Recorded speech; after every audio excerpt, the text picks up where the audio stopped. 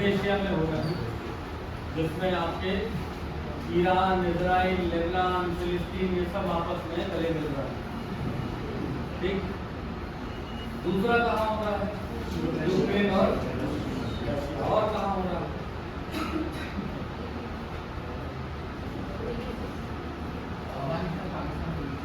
नहीं, हाँ, अब नहीं। एक हो रहा सूडान में भी कर, सूडान की अभी स्थिति नॉर्मल नहीं हुई है। याद कीजिए, आप प्रवासियों को वहां से लेकर के अभी भी वहां स्थितियां नॉर्मल नहीं।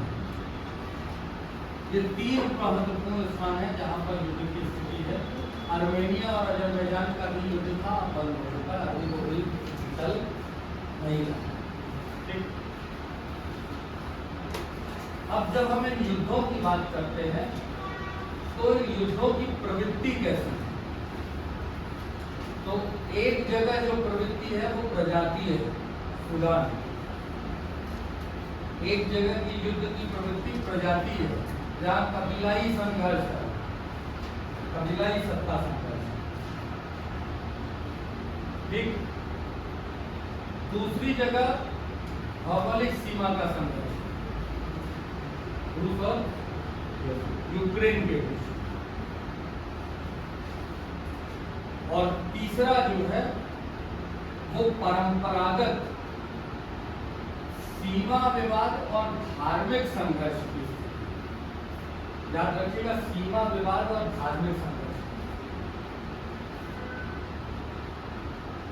तो ये 3 जगहों पर 3 तरीके का संघर्ष है। ट्रेडिशनल वॉरफेयर कहाँ है? मध्य एशिया वाला, जैसे द्वितीय विश्व युद्ध के बाद इजराइल को बर्फ दे करके जन्म दिया गया, मुस्लिम राष्ट्रों के बीच में यहूदी राष्ट्र बना दिया गया, और वहां पर उस संवेग के आधार पर सीमा विवाद भी जन्म लेता है और उस आधार पर धार्मिक संवेग। सूडान में कबीलाई सत्ता को लेकर के एक दूसरे के बीच में संघर्ष है। सूडान और कौन सा सूडान? South Sudan. ठीक। और उसमें रिसोर्सेज के बंटवारे और इन सब चीजों का भी कंफ्लिक्ट बना हुआ है। और तीसरी जगह जो है वो सीमा विवाद का विषय है, जहां किसी देश की संप्रभुता की चुनौती हो रही है। अब हम आ जाते हैं सबसे पहले यूक्रेन और रशिया। क्या क्या जानते हैं आप लोग? आपको पता है रूस कालांतर में बना यूएसएसआर, जैसे आप सोवियत संघ, लगभग 13 राष्ट्र थे ना, 15 राष्ट्रों का समूह बना सोवियत संघ, जहां उन्हें यह अधिकारिता दी गई कि ये बाध्य संघ नहीं, मतलब जब राष्ट्र सहमत होंगे तो वह एक दूसरे से क्या हो सकते हैं? स्वतंत्र हो सकते हैं। और इकोनॉमिक क्राइसिस के कारण जो वहां के राष्ट्रपति थे गोर्बाचोव, उस दौरान 1991 में वहां व्यवस्था परिवर्तित हुई, और व्यवस्था परिवर्तन के साथ ही सोवियत संघ विखंडित हुआ। और सोवियत संघ के विखंडन के बाद से आपके देश मतलब वैश्विक स्तर पर जो कोल्ड वॉर चल रहा था उसका अंत हुआ, शीत युद्ध का अंत हुआ। और शीत युद्ध के अंत से 2 ध्रुवीय जो विश्व था वो सिंगल पोल में कन्वर्ट हो गया, अर्थात अमेरिका केंद्रित हो गया। क्योंकि सोवियत संघ से न केवल राष्ट्र विखंडित हुए, बल्कि एक लंबा दीर्घकालिक जो है वहां पर क्या इकोनॉमिक क्राइसिस की स्थितियां देखने को मिली, जिसने सोवियत रूस की अर्थव्यवस्था को बहुत प्रभावित किया। लेकिन धीरे धीरे रूस प्रगति करता गया और 10-12 साल के बाद ही जो है रूस एक बार फिर से काउंटर रूप में आ गया, खासकर 2005 के बाद। और पुतिन ने सत्ता में आने के बाद उसको और मजबूती प्रदान की और लोकतांत्रिक निरंकुशवाद की व्यवस्था उन्होंने वहाँ पर जन्म दिया। कहने को लोकतंत्र विद्यमान है और वो निरंकुश राष्ट्रपति के रूप में एक लंबे समय से विद्यमान है। आपको पता है, लोकतांत्रिक निरंकुशवाद उसको बोलते हैं, डेमोक्रेटिक ऑटोक्रेसी आप इंग्लिश में। ऐसी अवस्था में जब रूस ने अपना खोया हुआ वैभव वापस पाने का प्रयास किया तो वो किसके काउंटर में खड़ा हो गया? अमेरिका के। और उस दौरान अमेरिका अपने आप को बहुत ज्यादा शक्तिशाली कर चुका और ऐसी अवस्था में रूस के लिए ये मजबूरी थी कि उसे अमेरिका विरोधियों के साथ अपने मजबूत संबंध स्थापित करने थे। तो उसके काउंटर में दो ही उसको प्रमुख मिले, चाइना और नॉर्थ कोरिया। और उसके बाद जहां जहां उसे अवसर मिला वहां वहां उसने उनके विरोधियों के साथ अपना सहयोग किया, चाहे वो आपका ईरान हो गया, सीरिया हो गया, इन सारी जगहों पर जहां उसे मौका मिलता है अमेरिका के काउंटर में खड़े होने का। इसने रूस और अमेरिका के बीच के वो जो कोल्ड वॉर को और ज्यादा क्या किया, बढ़ा दिया। ठीक। और कोल्ड वॉर को जब बढ़ाया तो आपको पता है कि कोल्ड वॉर के दौरान दो महत्वपूर्ण सैन्य संधियां थी, एक नाटो था, दूसरा सीटो। नाटो जहां पर अमेरिका समर्थित राष्ट्रों का सैन्य संगठन था, वहीं सीटो सोवियत संघ के समर्थित राष्ट्रों का। तो सीटो तो भंग हो गया, लेकिन नाटो अपना अस्तित्व बनाए रखा, क्योंकि उनको लगता था कि जो सीटो मतलब जो रशिया और उसके समर्थित राष्ट्र को कभी भी स्थापित हो सकते हैं। और जब रूस सशक्त हुआ तो उसने 2014 में एक पड़ोसी देश के ऊपर अपना प्रभुत्व स्थापित किया, जो कभी क्या था, सोवियत संघ का हिस्सा था। उसको आप CIS कहते हैं, जैसे कि उसके संघ को सोवियत संघ नहीं कहते हैं, CIS कहते हैं। जिसको आप यूक्रेन के रूप में जानते हो, उसका कौन सा क्षेत्र उन्होंने जीता था? क्रीमिया।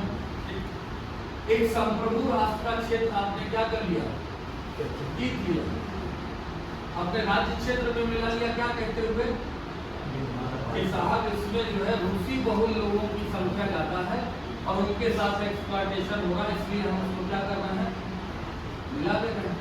तो भारत नेपाल को मिला ले इस आधार पर, भारत जाफना क्षेत्र को मिला ले इस आधार पर, यही ना हो सकता है कि ये तो कहीं है एक संप्रभु राष्ट्र की संप्रभुता को आप भंग करेंगे।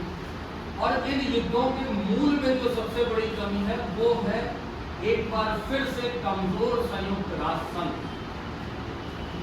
एक बार फिर से कमजोर संयुक्त राष्ट्र।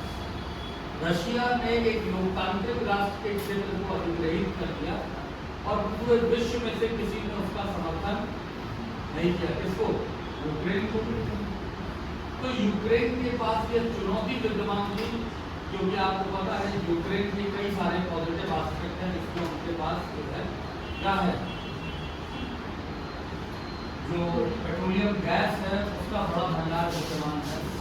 और जानबूझ करके जो है सल्फर वगैरह भी वहाँ पर विद्यमान है, और जानबूझ करके रूस ने अपनी माइग्रेटेड पॉपुलेशन वहाँ पर शिफ्ट भी कर रखी है। और आपको पता है कि यही कारण था कि कॉन्फ्लिक्ट में उन्होंने दो नए देश सेलेक्ट किए थे, डोनबास और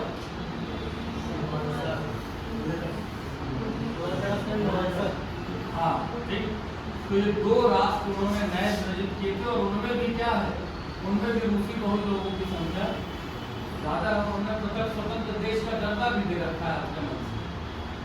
तो यूक्रेन की जब आप बात करते हैं तो यूक्रेन के पास अपने अस्तित्व का संकट, याद रखिएगा, यूक्रेन के पास अपने अस्तित्व का संकट है, क्योंकि सोवियत ये जो रूस है उसकी विस्तारवादी नीति के कारण उसके राष्ट्र की संप्रभुता कभी भी खंडित हो सकती है। तो अब यूक्रेन के पास विकल्प का अभाव था, तो वो कहाँ जा सकता है? अमेरिका समर्थित राष्ट्रों के पास। और अमेरिका समर्थित राष्ट्रों के पास जाने का मतलब उसको जो है नाटो वाली जो संरक्षण सैन्य संधि थी उसका सहयोग प्राप्त करना था, क्योंकि वो संधि अगर शायद 2014 में रहती तो क्रीमिया उनके पास से नहीं छिनता। अब अमेरिका तो बहुत लंबे समय से ताक में इस बात के लिए था, क्योंकि उसको रूस को चारों तरफ से घेरना था, जैसे वॉल ऑफ स्क्रीन अभी चाइना हमारे तरफ से विस्थापित कर रहा है। उस प्रक्रिया में उसने उनके साथ सहयोग संबंध बनाया। रशिया किसी स्थिति में नहीं चाहता था कि उसके पास अमेरिका या उसके सहयोगी देश पहुंचे। तो रशिया के पास जो विकल्पों का क्या था, अभाव था, क्योंकि उससे उनके देश की संप्रभुता को चुनौती पड़ सकती थी। और ऐसी अवस्था में यह युद्ध जन्म लेगी और लगभग कितने वर्ष हो गए, 2 वर्ष पूरे होने वाले, जिससे यह युद्ध अभी भी जारी है। अब यह युद्ध याद रखिएगा, अब यह युद्ध सीमा संघर्ष या अस्तित्व का संकट नहीं है, अब यह युद्ध प्रतिष्ठा का है। अब यह युद्ध प्रतिष्ठा का विषय है, जिसमें अमेरिका समर्थित राष्ट्र और रूस का अस्तित्व विद्यमान है। अमेरिका समर्थित राष्ट्र और रूस का संघर्ष, और इसमें पिस केवल एक राष्ट्र रहा है, वो है यूक्रेन, क्योंकि उसे न माया मिली है न राम मिला है। ठीक, 200 वर्ष पीछे चला गया, उसके सारे औद्योगिक शहर सब नष्ट हो गए। आज बिजली, खाने, हर तरीके की चुनौती। भाई आज अमेरिका या यूरोपियन देश उसे जिस तरीके का समर्थन दे रहे हैं, तो जनसंख्या को जो बचनी चाहिए उसके उपयोग के लिए प्रवासी जनसंख्या जो संस्कृति को और ज़्यादा इंक्रीज कर रही थी वो खत्म हो चुकी है, जो विविधता थी वो सारी खत्म हो चुकी है, औद्योगिक केंद्र खत्म हो चुके हैं, ऊर्जा के संसाधन खत्म हो चुके हैं, जितने ऑयल और इस तरीके के क्षेत्र थे वो सब उत्पादन बंद कर चुके। कितने दिन आप फंडिंग करोगे? हमारे पास एग्जाम्पल है ईरान, इराक और अफगानिस्तान, वो युद्ध की भेंट चढ़े तो आज तक वो अपने आप खड़े नहीं हो पाए, और शायद अगले 50 वर्षों में भी शायद खड़े नहीं हो पाएंगे। तो वैसी स्थिति में यह युद्ध आज प्रतिष्ठा का युद्ध है, इसलिए अपनी धीमी गति से चल रहा है। युद्ध खत्म नहीं हुआ, याद रखिएगा, यह युद्ध अपनी धीमी गति से चल रहा है, क्योंकि कोई भी राष्ट्र सीधे तौर पर एक दूसरे के आगे झुकने के लिए तैयार नहीं है, जो कि प्रतिष्ठा का विषय है। और दूसरी चीज, जो शर्तें स्थापित की जा रही हैं वो दोनों के लिए स्वीकार करना भी उचित नहीं है, इसलिए भी यह युद्ध बंद नहीं हो रहा। इसमें दोनों राष्ट्रों को नुकसान हो रहा है। यूक्रेन का तो कुछ ही मत क्या नुकसान हो रहा है, रशिया के साथ चुनौती क्या स्थापित हो रही है। रशिया आज वर्तमान समय में वैश्विक स्तर पर सबसे अकेला पड़ा हुआ है। मतलब रशिया जो विश्व बाजार का इस्तेमाल कर सकता है, वैश्विक मंच का इस्तेमाल कर सकता है, वो आज रशिया को प्राप्त नहीं होता है, क्योंकि रशिया ने किया गलत है, ये तो सबको पता है। ठीक, दूसरी चीज, रशिया के ऊपर राष्ट्रीय ऋण लगातार बढ़ रहा है, क्योंकि 2 वर्ष ऐसा युद्ध लड़ रहा है, वहां एक जगह पूरा समूह समर्थन कर रहा है, और दूसरी तरफ क्या, एक राष्ट्र है, तो वहां रशिया के ऊपर राष्ट्रीय ऋण का बोझ पड़ रहा है। भारत जैसे देश आज रशिया के संबंधों के आधार पर क्या कर रहे हैं, लाभ प्राप्त कर रहे हैं। ठीक, और क्यों लाभ प्राप्त कर रहे हैं, तो रशिया चाह करके भी वो ऑयल और गैस उनको नहीं देना चाहता, भले चाहे उसे नुकसान पहुंचाना पड़े, क्योंकि वो रिवर्स होकर के उन्हीं के लिए जो है यूज होने वाला है। तो इसलिए भारत को कम मूल्य पर भी पेट्रोलियम और गैस देने के लिए तैयार है। ठीक, तो आपको पता है युद्ध अवसर होता है, भारत उस अवसर का लाभ ले रहा है कहना है, लेकिन नुकसान शुद्ध रूप में किसको हो रहा है, रूस को भी हो रहा है।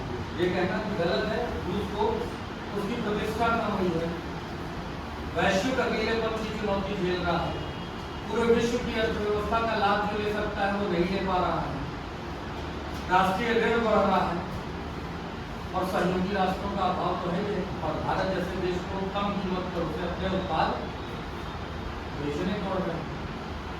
तो ऐसे युद्धों का निदान क्या है,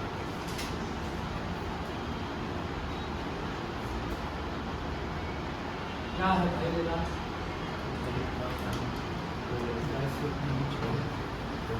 ऐसे राष्ट्रों के स्तर पर जब हम बात कर रहे हैं, तो सबसे पहले जो आज वर्तमान वैश्विक गुटबंदी है उसको क्या करना पड़ेगा, कम करना पड़ेगा, ताकि राष्ट्रों के मध्य असुरक्षा कम हो। तो इस वैश्विक गुटबंदी को कम करना पड़ेगा।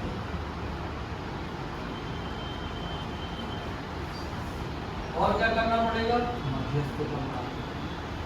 राष्ट्रों के बीच में सौहार्दपूर्ण मध्यस्थ संबंधों की स्थापना करना।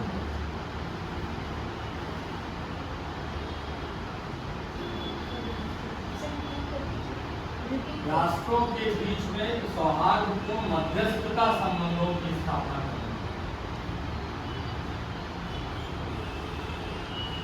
और क्या करना पड़ेगा? संयुक्त राष्ट्र संघ जैसी अंतरराष्ट्रीय संस्थाओं को सशक्त भी करना पड़ेगा और उनके प्रति समर्पण भी स्थापित करना पड़ेगा। यूएन के प्रति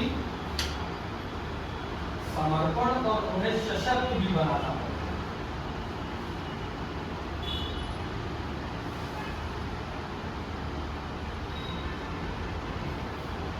और चौथी चीज, युद्धरत राष्ट्रों को अपने दम्भ, जिसको आप कहते हैं, जिसको आप ईगो कहते हैं, उसको भी क्या करना पड़ेगा? छोड़ करके आगे बढ़ना।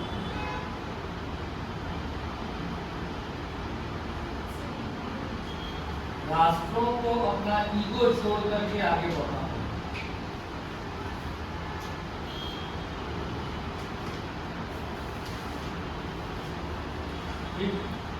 तो अब अगर पूछा जाए उनके द्वारा, भाई क्या स्थिति है